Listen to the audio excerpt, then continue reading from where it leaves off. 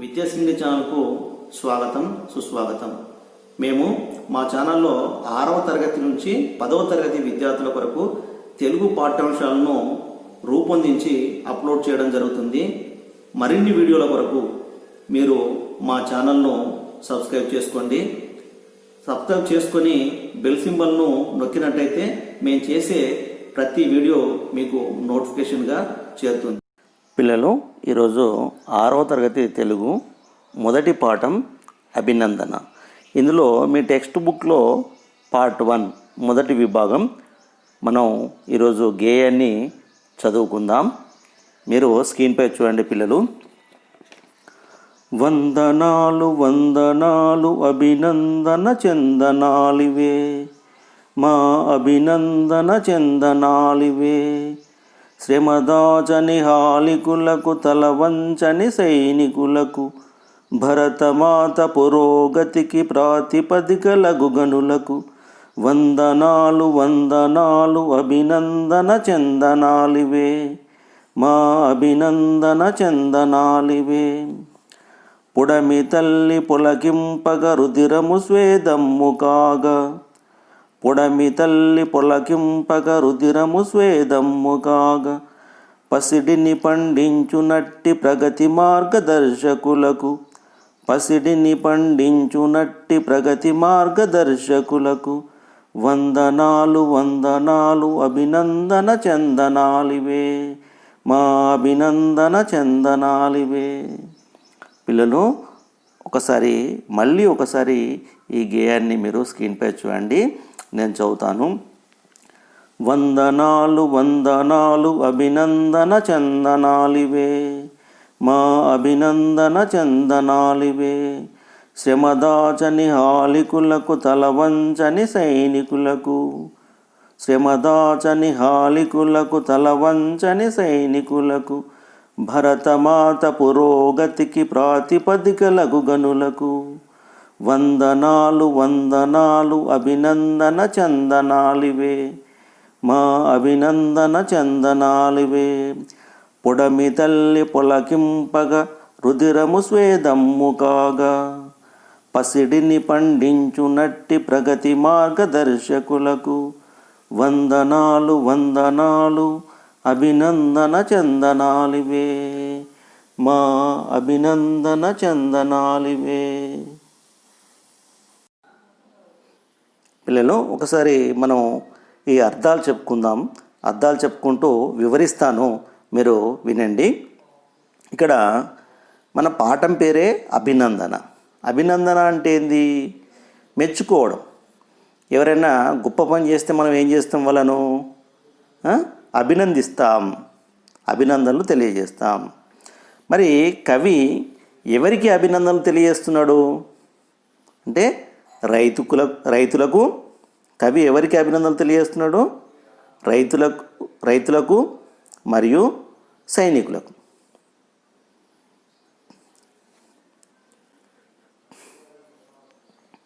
పిల్లలు చూడండి, మన పాఠం పేరు అభినందన కదా. అభినందన అంటే ఏందో తెలుసా మీకు? అభినందన అంటే మెచ్చుకోవడం. ఎవరైనా గొప్ప పనులు చేసినప్పుడు, మంచి పనులు చేసినప్పుడు మనము వారిని అభినందిస్తాం, మెచ్చుకుంటాం. మరి ఇందులో ఈ పాఠంలో కవి ఎవరిని అభినందిస్తున్నాడు? రైతును మరియు జవాన్ను. జవాన్ అంటే సైనికులను. చూద్దాం. వందనాలు వందనాలు అభినందన చందనాలివే, మా అభినందన చందనాలివే. ఏమంటున్నాడు కవి? వందనాలు వందనాలు, నమస్కారాలు. వందనం అంటే నమస్కారాలు.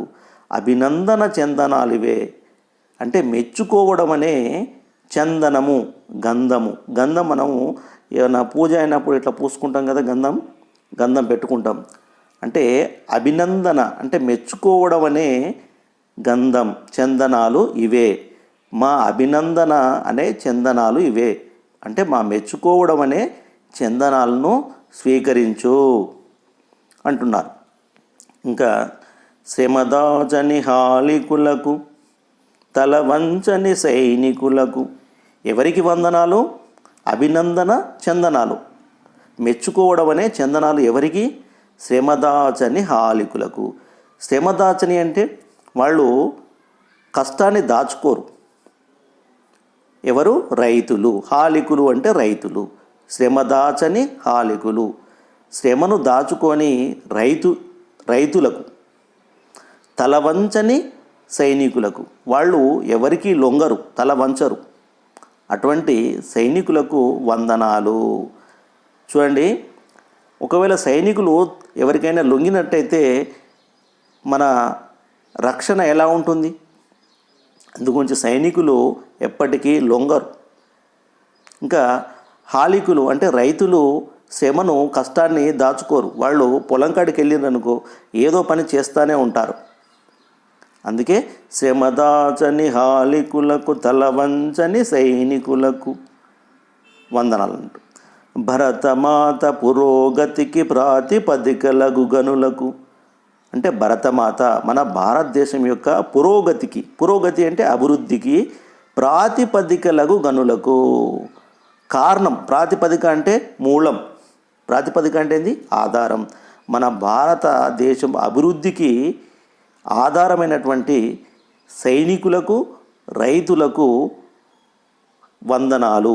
ప్రాతిపదికలకు గనులు అంటే గొప్పవాళ్లకు, అటువంటి వాళ్లకు వందనాలు. అంటే మన భారతదేశ అభివృద్ధికి కారణమయ్యేటువంటి రైతులు, సైనికులు అనే గొప్పవారికి వందనాలు, అభినందన అనే చందనాలు అని కవిగారు అంటున్నారు.